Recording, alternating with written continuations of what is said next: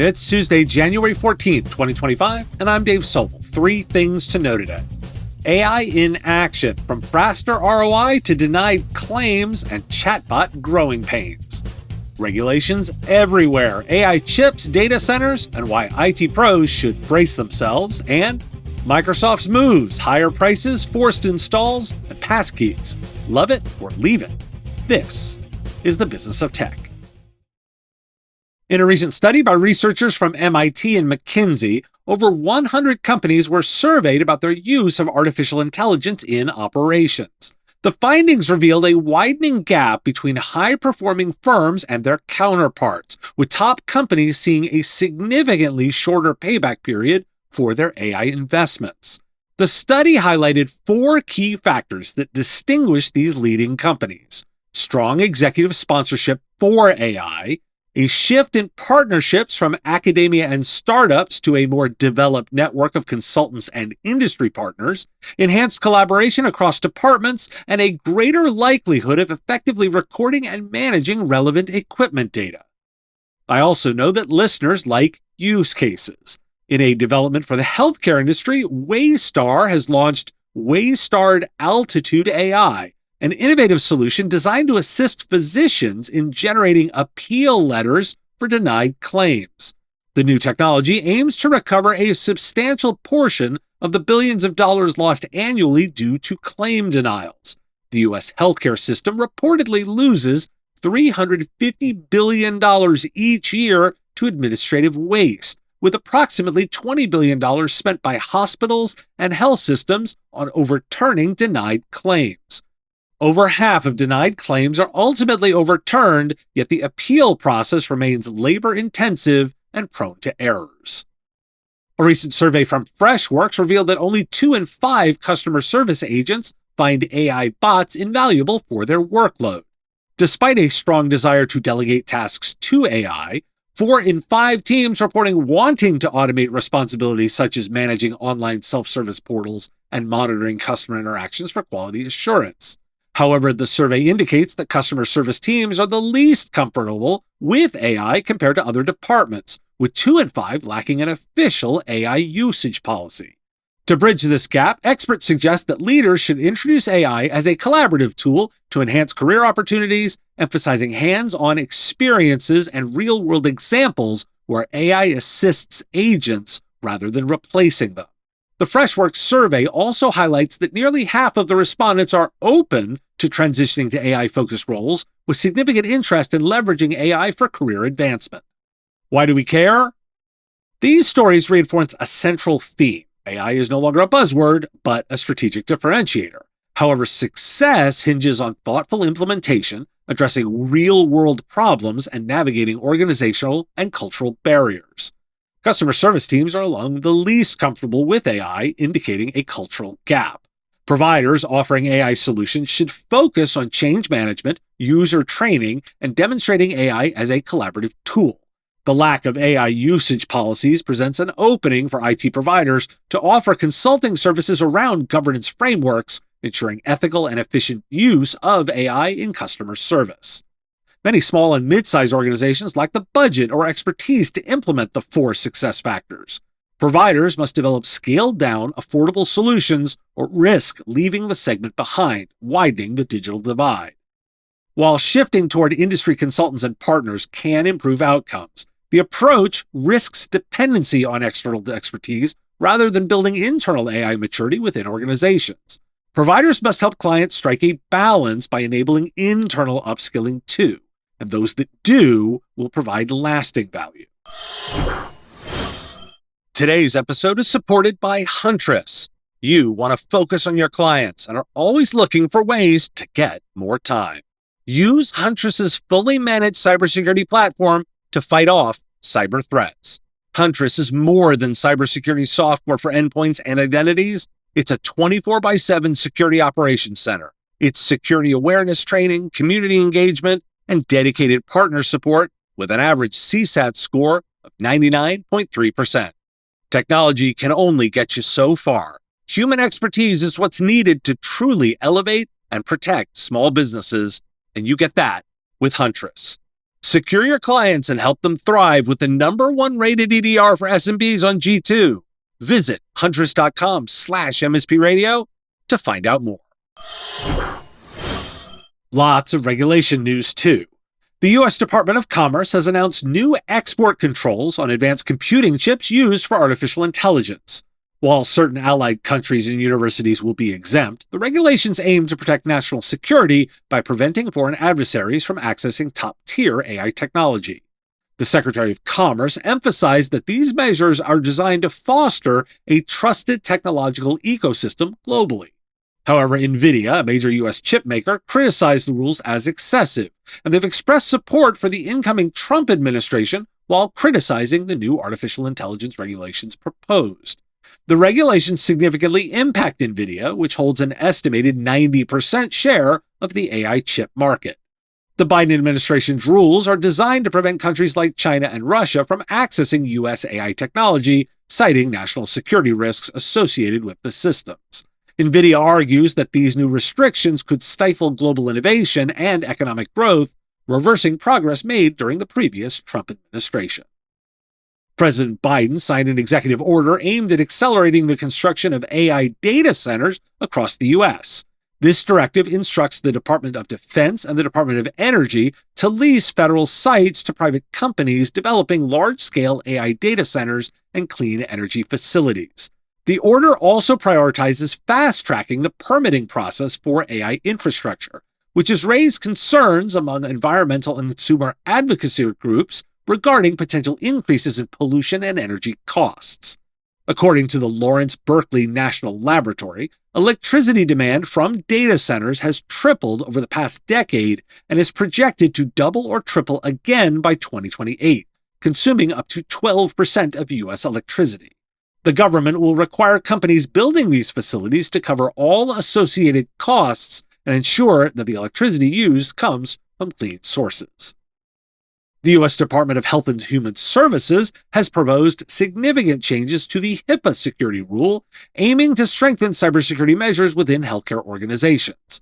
The new rule, which is open for public comment until March 7th, mandates that all healthcare providers, health plans, and their associates implement strict cybersecurity practices, including conducting thorough risk analysis and maintaining comprehensive asset inventories. Notably, the proposed changes eliminate the previous addressable requirements, making all cybersecurity measures mandatory. Organizations will also need to conduct compliance audits every year and ensure that all business associates verify their adherence to the cybersecurity standards. This overhaul comes after a prolonged period since the last update in 2013, reflecting the growing need for robust cybersecurity in the face of increased cyber threats. The final rule is expected to be published following the review of public comments, with a 6-month grace period for organizations to comply before enforcement begins. Why do we care? Each policy represents a potential disruptor or enabler for the IT sector, depending on how companies adapt. The biggest risk lies in underestimating the operational and compliance implications of the regulations. At the current time, I do not believe most firms listening to this show need to worry about the AI chip export rules, just be aware of them. Those who do need to worry know who they are. On the other hand, the HIPAA rule changes are notable. For IT service providers catering to healthcare, the mandatory nature of the cybersecurity rules creates a surge in demand for compliance services, such as risk analysis, asset inventory management, and those ongoing audits. And the short time frame for implementing changes could overwhelm healthcare IT providers and their clients, leading to rushed implementations that increase the risk of errors. Or it all could be an opportunity. Microsoft has a ton of news. Microsoft announced that it will force install the new Outlook email client on Windows 10 devices starting February 11, 2025, coinciding with the next security update. This change will affect users of Microsoft 365 apps, who can expect the new Outlook to be installed alongside the classic version. Microsoft emphasizes that the new app will not alter existing configurations or defaults, and while there is no option to block the installation, users can remove it afterward. To uninstall the new Outlook, users can execute a specific command in Windows PowerShell. This initiative follows the introduction of the first preview version in May 2022, with general availability for personal accounts starting in September 2023. Microsoft is testing significant price increases for its Microsoft 365 subscription service in 6 Asian nations, including Australia, New Zealand, and Singapore. Users have been notified via email that the cost of an annual Microsoft 365 family subscription will rise from 139 Australian dollars to 179, marking an increase of nearly 29%. Also, the M365 personal subscription will jump from 109 Australian dollars to 159, representing an increase of almost 46%. A Microsoft spokesperson stated that these price adjustments, such as advanced security features and creative tools, reflected the added benefits over the past 12 years. The company has not confirmed whether these price hikes will be implemented in other regions or affect corporate licenses. Customer reactions have been largely negative, with many accusing Microsoft of price gouging, especially in Australia, where the cost of living is already high. Microsoft announced a rollback of its Bing image creator model following widespread user complaints about the quality of generated images.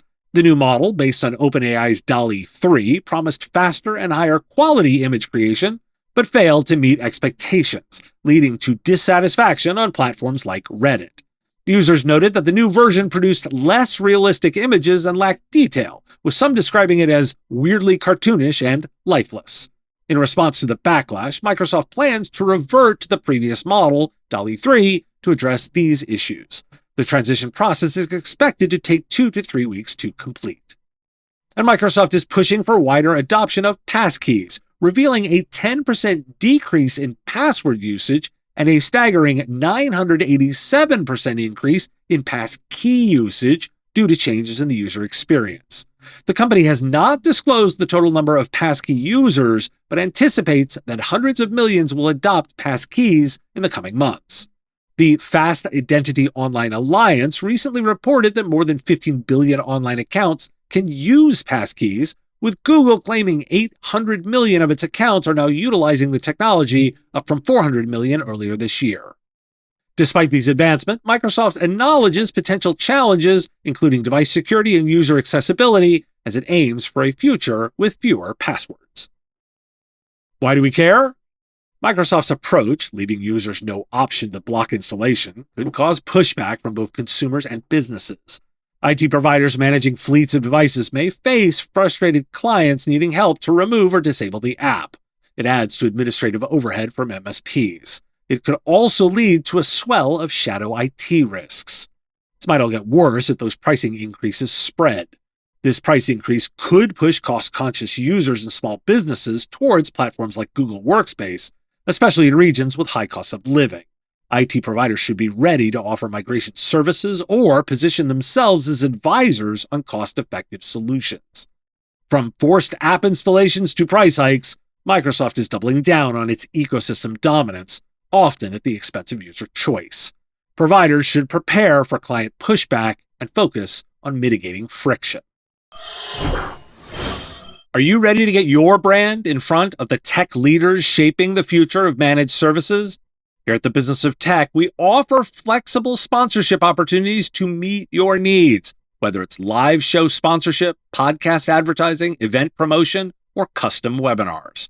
From affordable exposure options to exclusive sponsorships, our offerings are designed to fit businesses and vendors of all sizes looking to make an impact.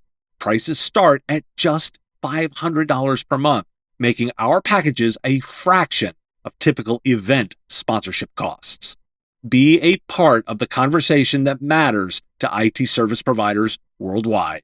Join us at MSP Radio and amplify your message where it counts.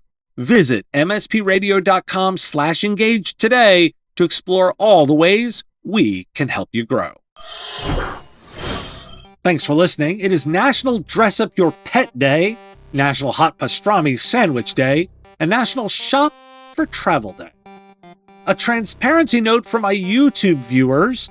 In the interest of tidiness and making sure that the YouTube algorithm knows which are the recent news episodes to promote, I'm moving older news contents, like the Daily News Show, older live shows, and the shorts, all defined as older than 6 months, to be unlisted.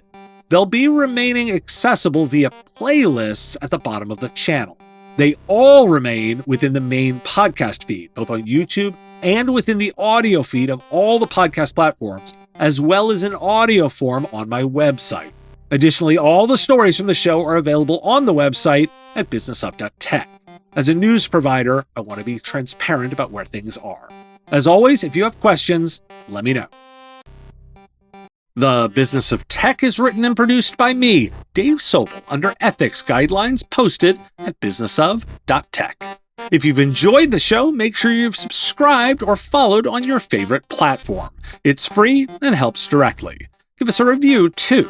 If you want to support the show, visit patreon.com/MSPradio, and you'll get access to content early. Or buy our Why Do We Care merch at businessof.tech.